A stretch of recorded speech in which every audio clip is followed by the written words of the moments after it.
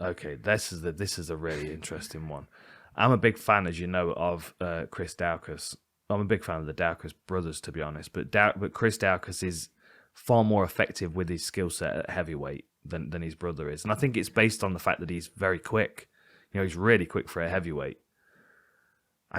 The question is, can he? Well, the question is, what does he look like off his back? Because I know he's a black belt, so that might be a deterrent for Curtis Blaydes to take him down. He's also a great boxer, so Curtis Blaydes has kind of got to make that decision. Do I want to stand and deal with his boxing, or do I want to put him on the floor and try not to get subbed? And then the question is, what does Chris Daukaus look like off his back? Because I think Blaydes is going to be able to take him down. Yeah, I think that's like, well, I can just see it as a bit of an inevitable thing that Blaydes is he's definitely going to go for it, and I think he probably will be able to do it. But like you said, I wouldn't know what Chris is like off his back. I mean, he's just like, I think he's going to be a handful, but there's a difference in being a good heavyweight grappler and then trying to submit someone that's got the wrestling of Curtis Blaydes. Yeah. Like the best thing for him to do would be to try and defend the takedowns as much as he can and try and hurt him on the feet. Like then there's opportunities to attack his neck when he's scrambling to try for a takedown and he's already hurt. There might be an opportunity to catch it there. But the difference in wrestling at heavyweight and in the lighter weight classes, I was thinking about this when I was watching him fight Rosenstrike earlier, and DC was talking about it. Like big guys fall over very differently. Yeah. Like they just topple, you know. And like Curtis Blaydes has to take like 3 steps to cross the octagon, whereas like a wrestler from flyweight would have to like practically sprint. Yeah. It's just a very different thing. I think his momentum is just going to carry him through Chris Daukaus, and as long as he's clearing the legs as he's going, he's straight into a wrestling situation, and that's where he beats him.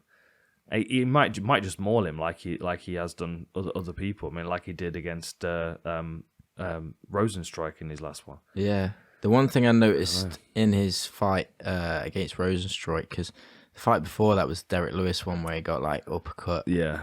That was, yeah. And I think he learnt a lot from that, because I noticed in the Rosenstrike fight, he was like feinting a little bit more. Mm-hmm. He seemed a little bit more developed in the striking range. Yeah. He was like feinting with the jab before level change. And like switching stance and stuff. And yeah, he just seemed like that was an area of game he'd worked on since the Derek Lewis thing. Plus, I think if he takes him down, the elbows and the ground strikes as well, it's a big guy to get off. Yeah, he is, yeah, for sure. The one argument that I will make for Chris Daukaus is, I mean, he has got great boxing. He's got very, very slick hands, and he's very fast. And I know that I can see by the way he throws that he's very considered. So he's going to be looking for those opportunities to hit Curtis Blaydes in the same positions that Derek Lewis caught him with that uppercut. The other thing that Daukaus is very good at is with knees, though.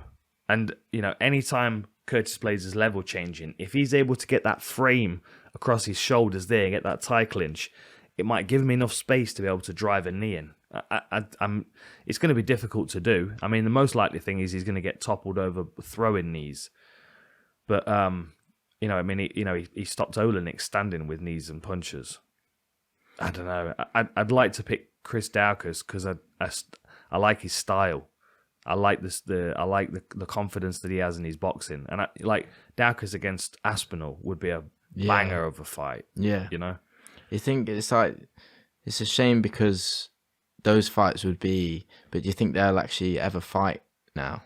Just in terms of like how Daukaus is. If Daukaus loses against Blaydes, then it will just kind of they'll cross over maybe, and they won't get a chance to have that fight. Like what's most likely? So, like if you look at the guys on, so like Chris Daukaus' record, for example, right? He came in against Parker Porter. I can never not fuck up his name. I always want to say something else. Anyway, he's kind of like a middle of the range, like, you know, like 66% wins, 33% losses. That's his record. That's kind of, you know, typical. Then he came in against Nascimento, who's 8-0, but was just not ready for that kind of fight.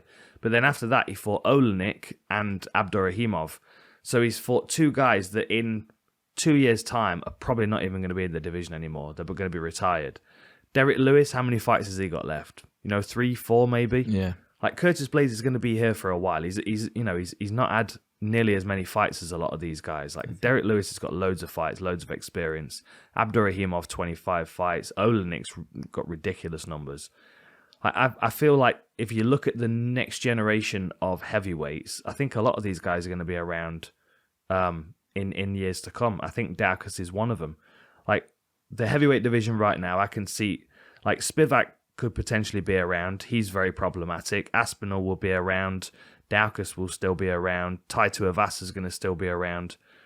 Like Cyril Gann, obviously. There's like a crop of young heavyweights, and I think we might see those fights. They might have to get through some of these gatekeepers, kind of veterans first. Of which Curtis Blaydes is not, but he did struggle with Derek Lewis, who's a top flight gatekeeper. Yeah, yeah. Still with the potential to win. Well, still with the potential to beat the champ. That's the thing. Like, if I was gonna like that, if Curtis and Derek fought again, I would still pick Curtis. Yeah, because I just think he's an all round better fighter. Like Derek Lewis he has just got that power advantage. Like most knockouts ever. Yeah, ever. I mean. It's like nothing else he does looks particularly athletic. Yeah. Like he's got, it's amazing that he can do flying knees and jumping high kicks and stuff. And his takedown offense is surprisingly very good. It's not calculated like flying knees. It's just just like whatever. Yeah, I mean, Derek Lewis is always going to be a handful. But Chris Daukaus is a very well trained heavyweight in different ranges, and I think it's a different problem for Curtis Blaydes because like Blaydes struggles with guys that are just like can massively hurt him with one punch. Yeah. Like, what is it? Ngannou twice and Derek Lewis are his losses. Pretty sure that's right. Yes. Yeah. I don't think he's going to look at Chris Daukaus and think to himself, that's the same kind of problem. But I think in the opening 30 seconds, he's already going to be thinking about a takedown. Especially if he's starting to get peppered with those fast hands, because then it's like fast hands from Daukaus starts to stifle him. Then he level changes, and Daukaus can either switch to the uppercut, throw the knee, or attack the neck. Like they're the threats for Curtis Blaydes, but most likely he's going to be able to plow through him every time he tries to take him down. Then it's about what Chris Daukaus looks like on the floor. Yeah, one thing I would think that because he looked good against Rosenstruik, but I felt like Rosenstruik gave him so much time to be able to do that. He does though. He does. Rosenstruik does. Like I mean, you think back to his Overeem fight when he's like just kind of hanging back against the fence and allowing Overeem to kind of do what he wants, and then 5 seconds left, he punches him and it's done. Yeah. I don't think Chris is going to give him that time. But I just think if Curtis gets hold of him and he just holds him down. So where's Chris's head at coming off that big knockout loss, do you reckon? I mean, it's not the first time he's been knocked out, but it was certainly an impression. It was an impression that would. Yeah, I mean, he doesn't strike me as the type of character to like lose confidence because of that. Because getting knocked out by Derek Lewis isn't the most unobvious thing that could happen to you. So I think he was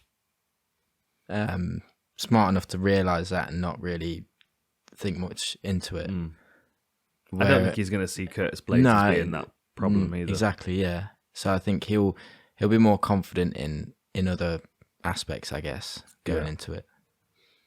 Yeah. But I'm going to go for Curtis. Yeah. I think it's the logical way to go. I'm going to do the same thing. I'm going to do the same thing. I'll be pleasantly surprised, though, if Chris Daukaus is able to do some stuff off his back. You know, I don't know what his guard's going to look like, but yeah, I feel like Curtis Blaydes is going to be able to nullify the majority of it.